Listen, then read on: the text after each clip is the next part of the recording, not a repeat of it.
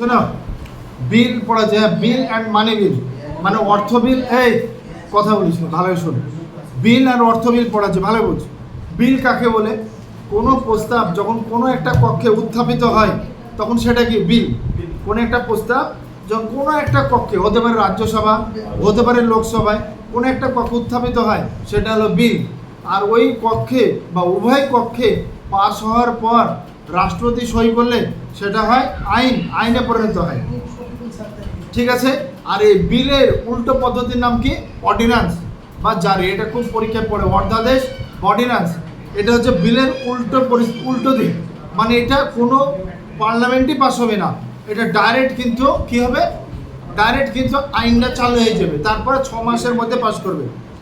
দেশের যদি জরুরি অবস্থায় আইন দরকার হয়, এই কথা বলিস না, দেশের যদি জরুরি অবস্থায় আইন দরকার হয় আর সে সময় যদি পার্লামেন্ট বন্ধ থাকে, মানে লোকসভা বন্ধ, রাজ্যসভা বন্ধ, কিন্তু আমার একটা আইন দরকার, এই সেই আইনটা কী হবে, প্রধানমন্ত্রী ক্ষমতা বলে রাষ্ট্রপতিকে দিয়ে সই করে নিল এবং সেটা কি করলো, আইনে পরিণত হয়ে গেল এবং সেটা চালু করে দিল। কিন্তু চালু হওয়ার 6 মাসের মধ্যে এটা সই করাতে হবে, মানে চালু হওয়ার 6 মাস থাকবে, আইনের মেয়াদ 6 মাস। আর এই আইনটাকে বলা হয় অর্ধাদেশ। অর্ধাদেশ জারি বলে না, অর্ধাদেশ জারি হয়ে গেছে। অর্ধাদেশ হলো মানে উল্টো, আগে আইন চালু হয়ে গেলে পরে পাস হবে, পাস হলে থাকবে, পাস না হলে 6 মাসের মধ্যে বন্ধ হয়ে যাবে। অর্ডিন্যান্স হলো সেই আইন যেটা রাষ্ট্রপতি সই করে দিয়েছে কিন্তু পার্লামেন্টে পাস হয়নি, এ আইনের মেয়াদ 6 মাস। ঠিক আছে। বিল কয় প্রকার? আমরা বিল পড়ছি, বিল হচ্ছে 4 প্রকার। কি কি বলতো? সাধারণ বিল, যেটাকে বলা হয় অর্ডিনারি বিল, বাংলায় লিখলেই হবে সাধারণ বিল। 2 নম্বর কি? অর্থ বিল। 3 নম্বর রাজস্ব বিল। 4 নম্বর সংবিধান সংশোধনী বিল। এই 4টে বিল। হ্যাঁ, সাধারণ বিল কি? সাধারণ বিল আইনসভার যে কোনো কক্ষে তোলা যায় সাধারণ বিল, রাজ্যসভাতেও তোলা যায়, লোকসভাতেও তোলা যায় সাধারণ বিল। এবং পাসের ক্ষেত্রে সাধারণ বিল পাসের ক্ষেত্রে লোকসভা এবং রাজ্যসভা উভয়ের কিন্তু সমান গুরুত্ব। হ্যাঁ, সাধারণ বিল পাসের ক্ষেত্রে লোকসভা, রাজ্যসভা সমান গুরুত্ব। কোন একটা বিল নিয়ে দুটি কক্ষে পাস না হলে, এবার ধরো লোকসভা বা রাজ্যসভায় পাস হলো না, এবার যদি কোনো একটা বিল লোকসভা বা রাজ্যসভায় পাস হলো না, তখন কী হয়, যৌথ অধিবেশন ডাকা হয়। যৌথ অধিবেশন ডাকে এবং আলাপ আলোচনার মাধ্যমে বিলটা পাস হয়। লোকসভা বা রাজ্যসভায় বিল পাস হওয়ার পর রাষ্ট্রপতি সই করলে তবে সেটা আইনে পরিণত হবে, আর রাষ্ট্রপতি সই না করলে আইনে পরিণত হবে না। রাষ্ট্রপতি যদি সই না করে ভেটো ক্ষমতা প্রয়োগ করে, প্রয়োগের দ্বারা বিল অকার্য হয়ে যায়, মানে রাষ্ট্রপতি সই করলো না, ভেটো ক্ষমতা প্রয়োগ করলো, তাহলে সেটা আইনে পরিণত হবে না। রাষ্ট্রপতি ইচ্ছা করলে সাধারণ বিলকে পুনর্বিবেচনা করার জন্য একবার মাত্র ফেরত পাঠাতে পারে। কবার? একবার ফেরত পাঠাতে পারে রাষ্ট্রপতি, তার বেশি পারে না। রাষ্ট্রপতির অনুমোদন ছাড়া, আর দেখো, রাষ্ট্রপতির অনুমোদন ছাড়া অর্থ বিল কিন্তু রাষ্ট্রপতির অনুমোদন ছাড়া উত্থাপন করা যাবে না। রাজ্যসভায় সাধারণ বিলের ক্ষেত্রে লোকসভায় এলেও, ধরো সাধারণ বিলের ক্ষেত্রে লোকসভায় পাস হয়ে গেছে, রাজ্যসভা পাস করলো না, রাজ্যসভা পাস করলো না, লোকসভায় পাস হয়ে গেছে সাধারণ বিল, সেক্ষেত্রে কিন্তু বিলটা আর আইনে পরিণত হবে না। কারণ সাধারণ বিলের ক্ষেত্রে উভয় পক্ষেরই সমান গুরুত্ব আছে। ঠিক আছে, মানে রাজ্যসভাতেও পাস হতে হবে। রাজ্যসভায় যে কোনো সাধারণ বিলকে 6 মাস আটকে রাখতে পারে, আর 6 মাস পর বিলটা বাতিল হয়ে যাবে কিংবা পাস করে দিতে পারে। মানে সাধারণ বিল একটা রাজ্যসভায় পাঠালো, লোকসভায় পাস হওয়ার পর সেটা রাজ্যসভা 6 মাস আটকে রাখবে, আর 6 মাস পর সেটা পাস করে দিতে পারে, আবার 2 দিন পরেও পাস করাতে পারে, 6 মাস না আটকাতেও পারে, তারপরে সেটা আইনে পরিণত, আবার বাতিল করেও দিতে পারে। আর এই বিলটি মন্ত্রিসভার সদস্যরা লোকসভায় বা রাজ্যসভায় উত্থাপন করে।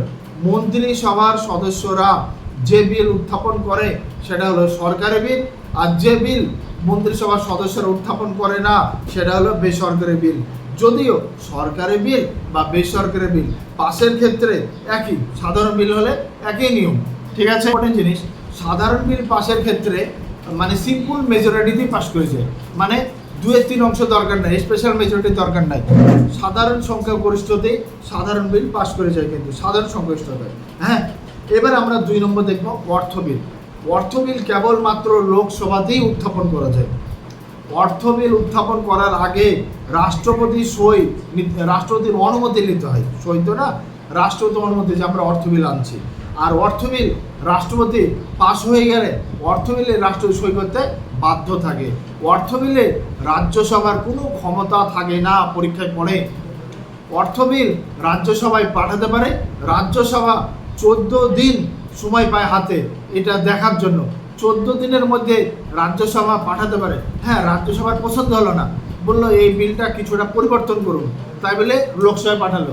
লোকসভার ইচ্ছা হলে পরিবর্তন করবে, ইচ্ছা না হলে পরিবর্তন করবে না।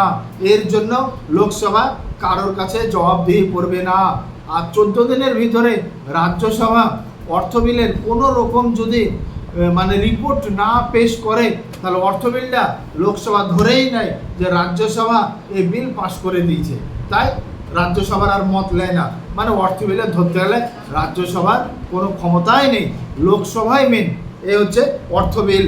অর্থ বিলটা আর্টিকেল নাম্বার 110 খুব ইম্পর্টেন্ট। আর্টিকেল নাম্বার 110 হচ্ছে অর্থ বিল। ঠিক আছে, এবার আমরা দেখব অর্থ বিল কোনটা। সবগুলাই কি অর্থ বিল? অর্থ বিল কোনটা অ্যাকচুয়ালি বলতে গেলে একমাত্র লোকসভার স্পিকার উনি ঠিক করবে কোনটা অর্থ বিল। যদিও 5টা কন্ডিশন আছে, এই 5টার ভিতরে যদি মিল থাকে তাহলে অর্থ বিল। আর তাছাড়া লোকসভার স্পিকার যদি বলে এটা অর্থ বিল তো অর্থ বিল, যদি বলে এটা অর্থ বিল না তো অর্থ বিল না। তো কন্ডিশন নাম্বার 1 কি? ভারতের সংবিধানে যেমন 1 নম্বর কন্ডিশন বলে যে ঋণ সংক্রান্ত। ঋণ মানে কি? কেন্দ্র সরকার রাজ্য সরকারকে ঋণ দিল, বা কেন্দ্র সরকার বিশ্ব ব্যাংকের কাছে ঋণ গ্রহণ করলো, এই ঋণ সংক্রান্ত বিষয় হলে সেটা অর্থ বিল ধরা হয়। 1 নম্বর। 2 নম্বর হচ্ছে কর বসানো, যে কোনো ধরনের কর বসানো বা কর তুলে নেওয়া বা কর নিয়ন্ত্রণ করা, এটা অর্থ বিল। 3 নম্বর হচ্ছে ভারতের সঞ্চিত তহবিল বা আকস্মিক তহবিল থেকে টাকা খরচ করা, টাকা তোলা বা আকস্মিক তহবিলে টাকা জমা রাখা, এগুলো কিন্তু অর্থ বিল। 3 নম্বর। এই 4 নম্বর নাকি সঞ্চিত তহবিল। আর আরেকটা হচ্ছে কি 5 নম্বর, যে কোনো ব্যয়কে সঞ্চিত তহবিলের ব্যয় বলে ঘোষণা করলে সেটা অর্থ বিল। একটা ব্যয় আমাদের ভারত সরকার একটা ব্যয় করলো, সেটা ঘোষণা করলো এটা সঞ্চিত তহবিল থেকে খরচ করা হয়েছে, তাহলে এটা অর্থ বিল হিসাবে ধরা হবে। আর 6 নম্বর হচ্ছে কি ভারতের সঞ্চিত তহবিলের খাত বা অর্থপ্রাপ্তি কিংবা সে অর্থের তত্ত্বাবধান, সেটা হচ্ছে কে? কেন্দ্রীয় বা রাজ্য সরকারের হিসাব পরীক্ষা, এই সমস্ত কিছু অর্থ বিল। অডিট রিপোর্ট, যেটা অডিট রিপোর্ট, এটা কিন্তু অর্থ বিল।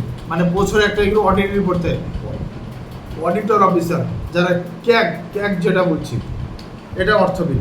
আর এই অর্থ বিলের ভিতরে এই যে 6টা পয়েন্ট বললাম, এর ভিতরে মিল থাকলে সেটা হচ্ছে অর্থ বিল। ঋণ সংক্রান্ত বা কর বসানো, নিয়ন্ত্রণ করা, তোলা, বা সঞ্চয় তহবিল থেকে টাকা খরচ করা বা জমা করা, বা অন্য সঞ্চয় তহবিল থেকে অন্য জায়গায় টাকা ট্রান্সফার করা বা বিনিয়োগ করা, বা কোনো ব্যয়কে সঞ্চয় তহবিলের ব্যয় বলে ঘোষণা করা। ঠিক আছে, সঞ্চয় তহবিলের তত্ত্বাবধায়ক রূপে কাজ করা, এগুলা কিন্তু অর্থে। সবচেয়ে বড় কথা হলো অর্থ বিল হচ্ছে মেনলি লোকসভার স্পিকার যদি ঘোষণা করে এটা অর্থ বিল, তাহলে কিন্তু এটা অর্থ বিল। লোকসভার স্পিকার ঠিক করবে কোনটা অর্থ বিল কোনটা অর্থ বিল। পরীক্ষায় কোয়েশ্চেনটা আসে, তাই বলছি যে লোকসভার স্পিকার ঠিক করে অর্থ বিল। এমসি কোয়েশ্চেনে 110-এর 2 নম্বর আর্টিকেলে কি বলা আছে? 110-এর 2 নম্বর আর্টিকেলে বলা আছে জরিমানা, জরিমানা হয় না, যেটা জরিমানা বা কারোর অর্থদণ্ড হয়েছে, সাজা হয়েছে তোমার অর্থদণ্ড, বা লাইসেন্সের জন্য বিভিন্ন ড্রাইভিং লাইসেন্স বা বিভিন্ন লাইসেন্স, বা সেবার কাজের জন্য ফি আদায় করা, বা স্থানীয় কর্তৃপক্ষ বা সংস্থা কর্তৃপক্ষ স্থানীয় উদ্দেশ্যে, ধরো পঞ্চায়েত কোনো ট্যাক্স বসেছে, এগুলোকে অর্থ বিল হিসাবে কনসিডার করা হবে না। পঞ্চায়েত কোনো ট্যাক্স বসানো, বা স্থানীয় ফিনান্সিয়াল মিনিস্টার অর্থমন্ত্রীর কোনো ট্যাক্স বসানো বা বিলোপ করে দেওয়া, বা ক্যাবিনেট মিনিস্টার হতে পারে, এগুলো অর্থ বিল হিসাবে হবে না যদি স্পিকার না বলে। স্পিকার বললে আলাদা ব্যাপার। অর্থ বিল লোকসভায় পাস হয়ে যায়, রাজ্যসভার ক্ষমতা নেই, আগেই বলেছি। রাজ্যসভায় 14 দিন মাত্র সময় দেয়, পাস করলে না করলে কিছু যায় আসে না। আর একটা হচ্ছে রাজস্ব বিল। ভারতের সংবিধানে কত নম্বর আর্টিকেল আছে রাজস্ব বিল? কত নম্বরের? 117 নম্বর আর্টিকেল। এটা ইম্পর্টেন্ট, আর্টিকেলটা খুব ইম্পর্টেন্ট। রাজস্ব বিল 117 নম্বর আর্টিকেলে বলা হয়েছে রাজস্ব বিল। এগুলো কিন্তু ভুলে যায় না, অর্থ বিল, রাজস্ব বিল। ঠিক আছে, অর্থ সংক্রান্ত, কিন্তু এটাকে অর্থ বিল ধরা হয় না। রাজস্ব বিল অর্থ সংক্রান্ত, কিন্তু বিল ধরা হয় না। রাজস্ব সংক্রান্ত বিল সাধারণ বিলের মতো পাস হয়। রাজস্ব বিল সাধারণ বিলের মতন পাস হবে। অর্থ বিলের পাসের নিয়ম আলাদা। অর্থ বিলটা 14 দিন, কিন্তু সাধারণ বিলও যা, রাজস্ব বিল পাস করার নিয়মও তাই। কারণ সাধারণ বিল পাস করার নিয়ম আগেই বলে দিলাম, ঠিক আছে। এ হচ্ছে রাজস্ব বিল। আর একটা বিল আছে সংবিধান সংশোধনের বিল, এটা ভালো করে আমরা পড়বো। 368 নম্বর আর্টিকেল আছে সংবিধান সংশোধন বিল। এটা কিন্তু রাষ্ট্রপতি কিন্তু এই বিলে বিশেষ ভেটো প্রয়োগ করার ক্ষমতা আছে। সংবিধান সংশোধনী বিল মানে সংবিধানের যে কোনো অংশ। এই হচ্ছে বিল সংক্রান্ত পড়া।